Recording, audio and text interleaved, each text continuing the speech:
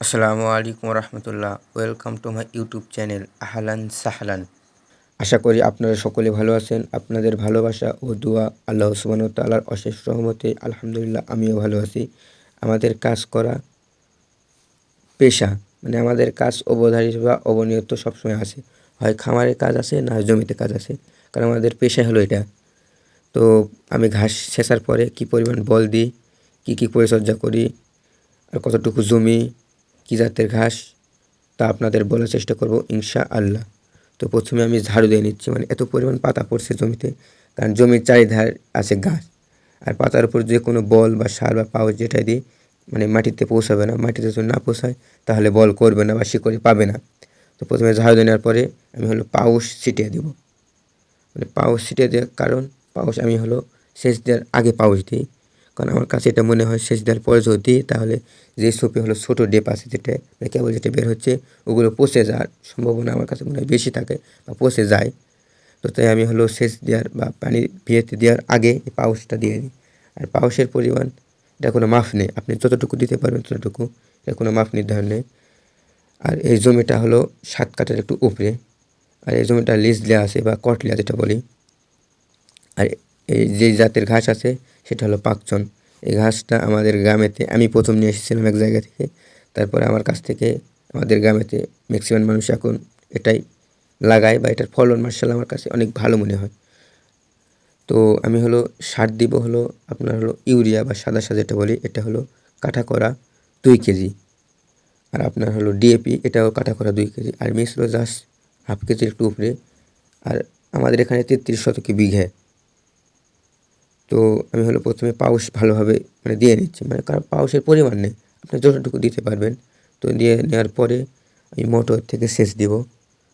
তো আসলে একটা বিষয়, আমি ছোটো মানুষ, আমার যদি কোনো জায়গায় ভুল হয়ে থাকে তাহলে আপনারা বলবেন, যেন পরবর্তীতে সংশোধন করতে পারি।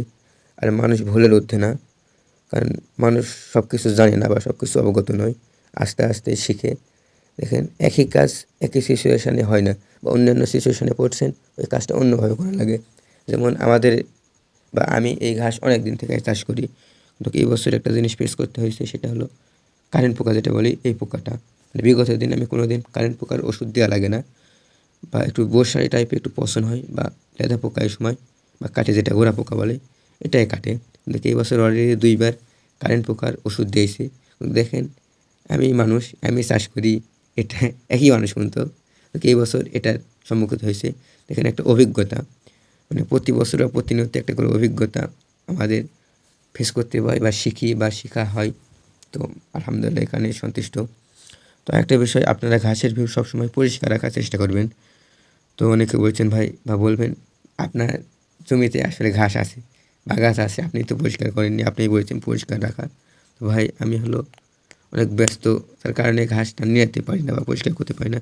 এখানে অলরেডি ওপারকার ঘাস আমাদের পরিষ্কার আছে, কিন্তু এপারকারটা পরিষ্কার নাই, কারণ কাজের অত্যন্ত চাপ। পেঁয়াজ ওঠানোর মৌসুম আমাদের এখানে বা সব জায়গাতে, আর পেঁয়াজ ওঠানোর যুদ্ধও বলতে পারেন। এত পরিমাণ আবহাওয়া খারাপ, কখনো ভালো হচ্ছে, কখনো খারাপ হচ্ছে।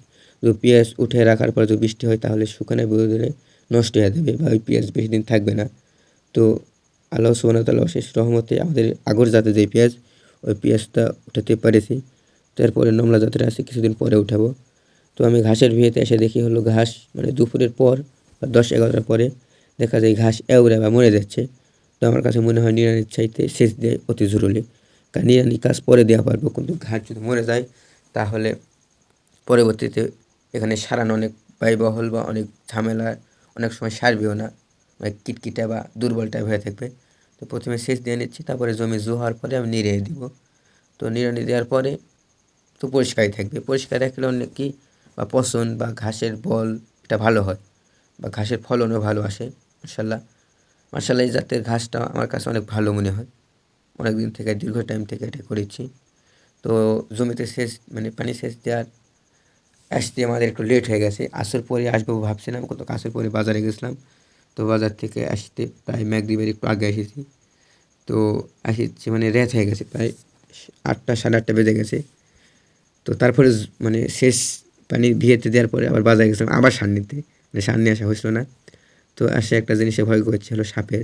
আসলে যেখানে হলো বাঘের ভয় সেখানে কেন সন্ধ্যা হয়? তো রাত হয়ে গেছে কারণ জমির চারিদিকে হলো জঙ্গল। তো আমি সাপের ভয় করেছি, অলরেডি সাপের সাথে দেখা হয়ে গেছে। তো কারণ সাপ থাকবে এটাই স্বাভাবিক। কারণ আমার জমিতে ঘাস, আগাছা আছে প্লাস ভিড়ের চারিদিকে হলো জঙ্গল। তো সাপ থাকা স্বাভাবিক। তো আমাদের ঘাস শেষে উড়াতে প্রায় 8:30 বেজে গেছিলো। আর রাত দেখে আমাদের কাজ বন্ধ রাখলে চলবে না। কারণ আমরা ঘাস ফলালে কারণ গরু খাবে। আর সকলে আমার জন্য দোয়া করবেন। আর যে যেই পেশায় আছে সেই পেশাতে আল্লাহ সুবহানাহু ওয়া তাআলা যেন বারাকা দান করুক। আমিন। আল্লাহ হাফেজ।